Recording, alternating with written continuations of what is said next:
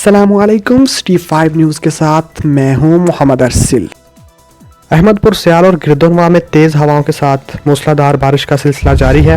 مزید جانتے ہیں اپنے نمائندہ عرفان ہرپل سے۔ جی عرفان، بتائیے گا بارش کے حوالے سے کیا تفصیلات ہیں آپ کے پاس؟ جی بالکل احمد، پور سیال اور گردونواح میں تیز ہواؤں کے ساتھ موسلادھار بارش جاری۔ بارش کی وجہ سے بجلی غائب، بارش کی وجہ سے شہر بھر میں پانی جمع۔